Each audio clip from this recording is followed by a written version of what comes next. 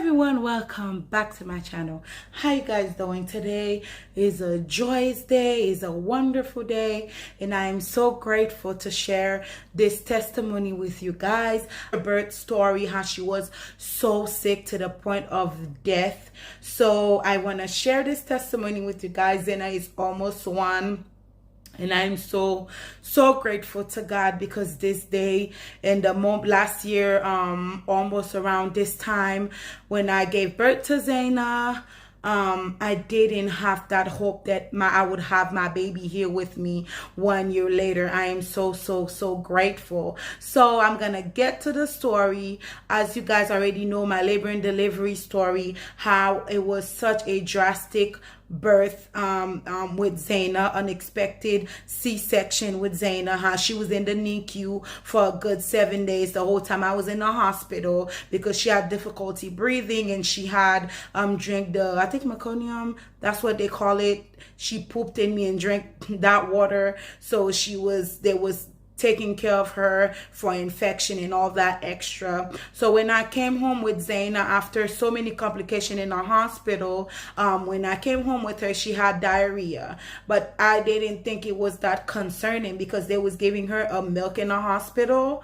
I don't remember, Neosure, I think that was the name of it. So we came home on Friday. I guess she already had the diarrhea in the hospital. They probably didn't pay attention to that in the NICU. So on Saturday, we came home and Zena started getting sick. She wouldn't eat and she becomes skinnier, and she would constantly have diarrhea, and it was kind of yellowish diarrhea, and I couldn't understand. And she would cry, she would not sleep, she would whine in her sleep. So by the time Sunday come, Zane, I think on Friday we come home. I don't remember the exact. I think on Friday we came home.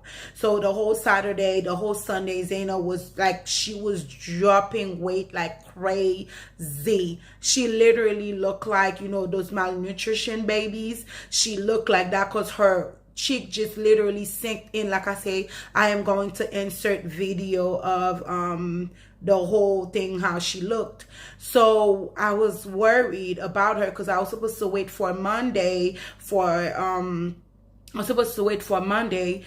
the pediatric to be the pediatrician to open so I can set an appointment. Well, from the way that I saw her, I was really panicking because she wasn't eating at all. She get to the point where she was eating and she was keep diarrheaing and she was keep crying, and I'm like, I do not understand what's going on. So on Monday, I think it was, I'm not sure if it was labor, I don't remember, it was a holiday on that Monday. So I take her into the emergency room, and she was so little, so small. And when I take her into the emergency room, we spent a whole night in the emergency room. They was trying to find her vein, they couldn't find it. This baby spent a whole night crying, non-stop screaming the whole night, didn't eat. And the condition that I saw this baby, I was crying. I spent the whole night crying. I called my sister, and she was worse than me. She was boo-boo crying on the phone, and it was like such a intense moment in that emergency room. They couldn't find vein. They spent all night trying to, different people come, they couldn't find her vein. So finally at 5 in the morning, with Zena, spent the whole night. This little baby is a fighter. When God give you something, I am telling you, he's not just gonna give you anything. He's gonna give you something that is strong. That baby girl is so strong. And so when they finally come find a team in pediatric, I don't know, they call them specialists.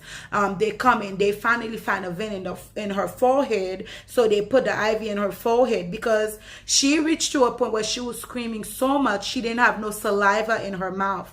And then I was just holding the baby and I was panicking. I tell them, she's not responding. Like, y'all need to, like, they need to do something, because I sit all night as a mother and watch my child suffer and I can't even help her. So when they take her to the they finally find the IV in her head, so they take her to the upstairs level, and there was like, when they did a test, she had all type of machine on her, because her kidney elevated, her potassium elevated, everything you can think in her body was just pretty high. So I was at a point where I was like so scared that I was going to lose that child. I came home. They admitted her, so I had to came home. They admitted her in the morning, so I had to come home and like take a shower and get ready to go back.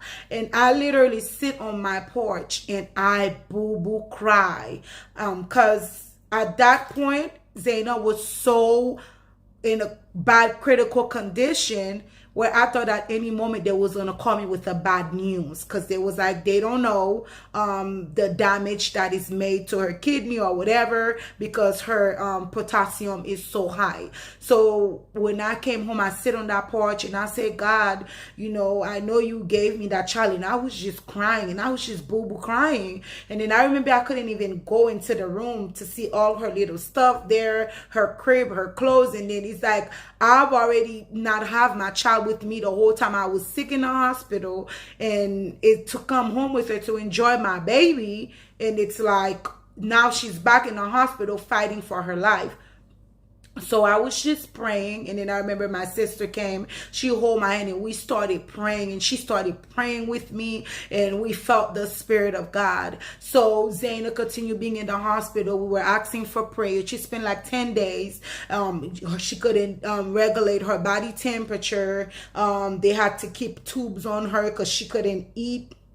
And they did all the tests they could have, genetic tests, and they didn't see nothing was wrong with her. So I remember there was a sister in the church, because I was so hopeful that they was going to send her home, because the nurse called me, because I had to be in the hospital that whole 10 days, just have a C-section and deal with my other kids. And my sister, such a blessing. She was just helping me get the older kids while I was in the hospital and doing all the errands, running up and down with her. And there was a sister in the church, and I was like, I remember I went, and they was like, they're gonna let her go, I think in a couple of hours. They called me. They said they was gonna let her go because her temperature, her body temperature was kind of getting, she was kind of keeping her body temperature. So when I went back to the hospital, I find out that nope, it went like she can't keep it, so she's not going home. I felt so disappointed, because I thought that was going to be it. And there was a sister in the church, she called, and she was like, I prayed for this baby, and I really felt the Spirit of God that she was going home. I am telling you, God changed the whole situation around for me. When they call me again, they tell me the next day, they was like, yep, she's going home. I was so hopeful. I was so grateful that this child that was so sick to the point where I thought she was going to die, that God gave her life, that I had people that was around me, that was praying for me, that gave this baby life. Till this day, the doctors cannot find anything wrong with this baby. She was so sick. I even went to her a couple of months, not two or 3 months ago. I went to her genetic doctor with her, and the doctor was like, she's a miracle. Compared to the way we saw this baby in the hospital, this baby is doing so good. This baby is doing so well. So I am so grateful to God to share this testimony with you all. If you guys are going through a rough time, a hard time giving birth to a baby, and there is all type of situation and problem coming up, have trust in God. He is able to turn things around. He's able to change your situation. He is able to put a smile in your face. And I am looking at my baby now. She is almost 1. She is walking, she's progressing, she's doing everything. This baby should have all type of delay in her growth. They even tell me that this baby is too big. You know, and that's a baby that after I went home with her, I had to consistently go into the doctor with her every other day so they could check her weight to make sure that she's picking up weight. Sometimes her weight went down. It wasn't going up. So God worked his miracle, and he worked it forever. So I am so grateful that you guys watch this little testimony with me. Be encouraged and trust God. When you guys are standing in a situation where you feel like your back is against the wall, don't give up. God have the last word. And when he says he healed forever, and that problem will never come back. So see you guys on another video. I know this video kind of long, but sorry you guys, I had to share my testimony with you all. My baby that is turning 1, I am so happy. I am so grateful. I feel like we've come a long way, and look at us now. Almost time to rejoice and just be praising God and just be thanking him. So bye bye.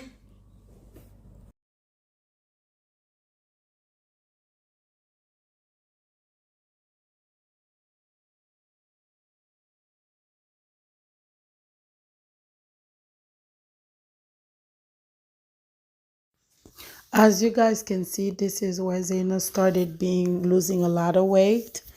And this is when she was admitted in the hospital, where she had a breathing machine on her. They had to get that down. And this is her first doctor's appointment so they can check her weight because she had lost a lot of weight. So